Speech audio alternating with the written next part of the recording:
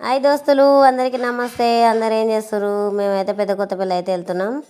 అమ్మని అయితే హాస్పిటల్కి తీసుకెళ్తున్నా. ఇక పెద్ద కొత్తపల్లి అయితే వచ్చినాం, బరలక్కల్లూరు.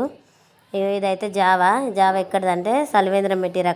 అక్కడైతే వాటర్ జావ అయితే పోస్తారు. నేను వాటర్ తాగి జావ అయితే తాగుతున్నా. ఇక హాస్పిటల్కి అయితే లోపలికి వచ్చినాం. లోపలికి వచ్చి కూర్చున్నాం. కరెంట్ అయితే పోయింది, అందుకని చెప్పి మేమైతే 1 అవర్ 1.5 అవర్ కూర్చున్నాం అక్కడనే. కరెంట్ లేదు. కరెంట్ ఉంటేనే కదా చూసేది. వాళ్ళకి ఇన్వర్టర్ లేదంట. రీసెంట్గానే హాస్పిటల్ పెట్టిరంట పెద్ద కొత్తపల్లిలో. చూసారు కదా. ఇక డాక్టర్ కరెంట్ అయితే వచ్చింది 1 అవర్ తర్వాత.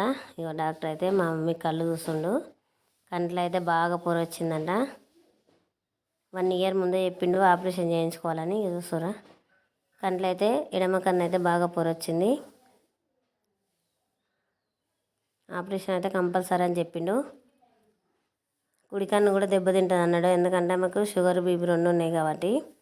అందుకే తొందరగా ఆపరేషన్ అయితే చేయించుకోమని ఇక చెప్పిండు. ఎడమ కన్ను అయితే పూర్తిగా కనబడట్లేదు, కుడి కన్ను అయితే కొంచెం కనబడుతుంది. బాయ్.